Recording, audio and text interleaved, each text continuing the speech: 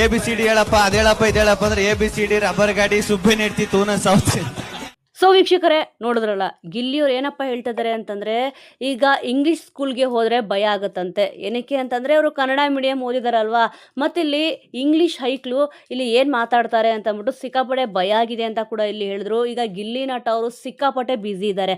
ಒಂದಲ್ಲ ಒಂದು ಪ್ರೋಗ್ರಾಮು ಇಲ್ಲಿ ಬ್ಯಾಕ್ ಟು ಬ್ಯಾಕ್ ಪ್ರೋಗ್ರಾಮ್ನ ಇಲ್ಲಿ ಅಟೆಂಡ್ ಮಾಡ್ತಿದ್ದಾರೆ. ಅದರಲ್ಲೂ ಕೂಡ ಅವರು ಯಾವ ಸ್ಟೇಜ್ ಮೇಲೆ ಹೋಗ್ತಾರೋ ಖಂಡಿತವಾಗ್ಲೂ ಅಲ್ಲಿ ಮನೋರಂಜನೆಗಂತೂ ಏನೂ ಕಡಿಮೆ ಇಲ್ಲ ಅಂತಲೇ ಹೇಳ್ಬೋದು.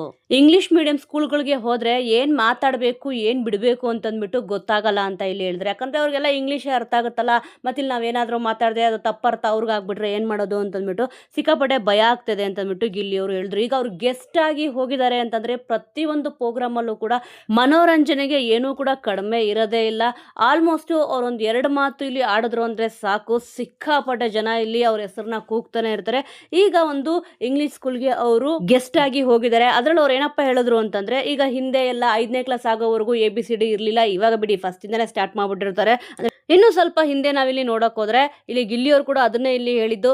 ಅವರು ಓದಬೇಕಾದ್ರೆ 5ನೇ ಕ್ಲಾಸಿಂದ ABCD ಸ್ಟಾರ್ಟ್ ಆಗ್ತಿತ್ತು. ಇನ್ನು ಮನೆಗೆ ಯಾರಾದರೂ ನೆಂಟರು ಬಂದುಬಿಟ್ಟು ABCD ಏನಾದರೂ ಹೇಳು ಅಂತ ಅಂದರೆ ABCD ರಬ್ಬರ್ ಗಾಡಿ ಅಂತಂದ್ಬಿಟ್ಟು ಈ ರೀತಿಯಾಗಿ ಹೇಳ್ತಾ ಇದ್ವಿ ಅಂತಂದ್ಬಿಟ್ಟು ಇಲ್ಲಿ ಅವ್ರು ಹೇಳಿದ್ದಾರೆ. ಸೊ ವೀಕ್ಷಕರೇ, ಖಂಡಿತವಾಗ್ಲೂ ಗಿಲ್ಲಿಯವರು ಎಲ್ಲಿರ್ತಾರೆ ಅಲ್ಲಿ ಮನೋರಂಜನೆಗೆ ಏನೂ ಕೂಡ ಕಡಿಮೆ ಇಲ್ಲ ಅಂತಲೇ ಹೇಳ್ಬೋದು. ಸದ್ಯ ಈಗ ಗಿಲ್ಲಿಯವರು ಸಿಕ್ಕಾಪಟ್ಟೆ ಬ್ಯುಸಿ ಇದ್ದಾರೆ. ಪ್ರತಿಯೊಂದು ಪ್ರೋಗ್ರಾಮಲ್ಲೂ ಕೂಡ ಈಗ ಅಟೆಂಡ್ ಮಾಡ್ತಾನೆ ಇದ್ದಾರೆ. ಈಗ ದೊಡ್ಡ ಮನೆ ಹಬ್ಬದಲ್ಲಿ ಯಾವ ರೀತಿ ಮಿಂಚ್ತಾರೆ, ಇನ್ನೂ ಏನೆಲ್ಲ ಈ ರೀತಿಯಾಗಿ ಮಾತಾಡಿರ್ಬೋದು ಅಂತಂದ್ಬಿಟ್ಟು ಸಿಕ್ಕಾಪಟ್ಟೆ ಎಲ್ಲರೂ ಕೂಡ ಕುತೂಹಲದಿಂದ ಕಾಯ್ತಿದ್ದಾರೆ.